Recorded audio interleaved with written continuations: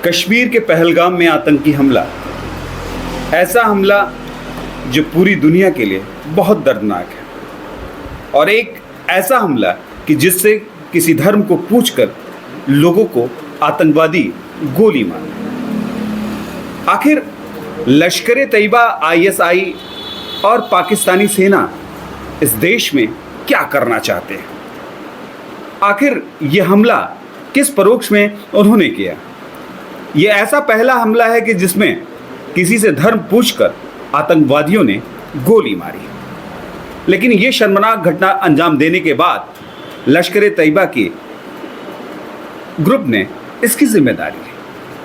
आखिर पाकिस्तान क्या दिखाना चाहता है देश को? क्या नजरिया है उनका कि अगर अपने अलग नजरिए से वो हमला कर रहे हैं भारतीयों पर, या उस जम्मू कश्मीर के डेवलपमेंट पर जो इस समय मौजूदा डेवलपमेंट तेजी से उभर रहा है उस डेवलपमेंट पर रोकने की कोशिश कर रहे हैं, या वहां पर जो पंचायत चुनाव हुए हैं, या वहां पर नई सरकार जब से धारा 370 और 35A अलग हुआ, जब से धारा 370 और 35A को संसद ने नया रूप दिया, अलग हटा दिया और कश्मीर को एक विकसित राज्य बनाने की कोशिश की।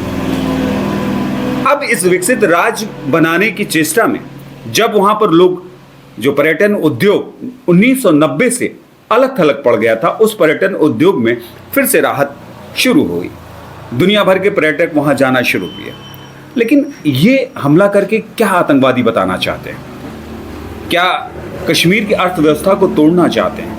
जाहिर तौर पर ऐसा उन्होंने किया कि कश्मीर के आर्थिक तंत्र को तोड़ने की इन आतंकवादियों ने कोशिश की और एक धर्म विशेष को आधार बनाकर गोलियां मारी, लोगों की हत्या की, निर्दोष लोगों की हत्या की।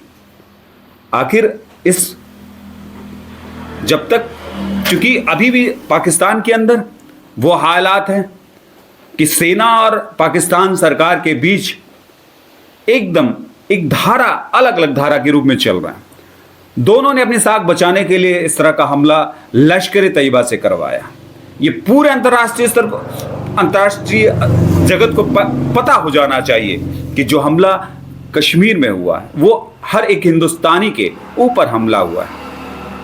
लोग, चूंकि कम्युनिटी बेस्ड आतंकवादी जिस तरह से हमले कर रहे हैं, इस तरह से हमला पूरी दुनिया को इस बात की बताने की कोशिश करेगा कि यह हमला पूरी दुनिया के लिए बहुत दर्दनाक हमला है।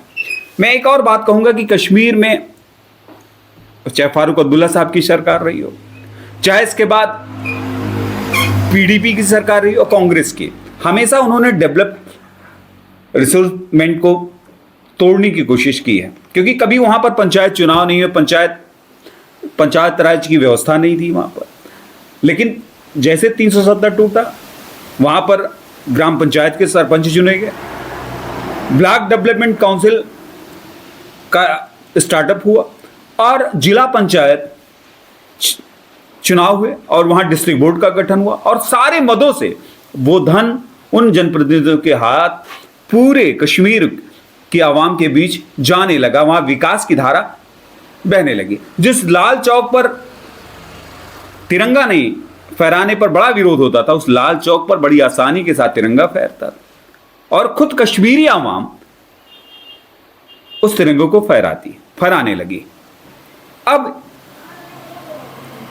इस डेवलपमेंट से शायद पाकिस्तान घबरा गया, क्योंकि पीओके, भारत हमेशा कह रहा कि पीओके हमारा पार्ट है और पीओके हम लेंगे। तो वो इस चीज को ध्यान भटकाने के लिए उन्होंने अपनी टूटती कमर को, क्योंकि अब आतंकवादियों की कमर भी टूट चुकी है, वो लश्कर ए तैयबा के लोग भी टूट चुके हैं, लेकिन वो अपनी को दुनिया में अपने को बताने के लिए इस तरह का उन्होंने हमला किया है। लेकिन ये दर्दनाक हमला पूरे अंतर्राष्ट्रीय जगत पर बड़ा मार्मिक, अलग तरीके का हमला है। क्योंकि एक और दूसरी बात समझ में आती है कि 3 तारीख को पहलगाम में, 3 जुलाई को पहलगाम से अमरनाथ यात्रा शुरू होगी और ये 48 किलोमीटर का जो एरिया है वो पहलगाम के बीच से निकलकर जाएगा। शायद अमरनाथ यात्रियों को डराने के लिए आतंकवादियों ने हमला किया, लेकिन आतंकवादी ने मिनी स्विट्जरलैंड को अपना हथियार बनाया, वो उस जगह पर जहां पे जाने का रास्ता नहीं। और अभी तक जो जहां तक रिपोर्ट आ रही है कि किश्तवाड़ के जरिए ये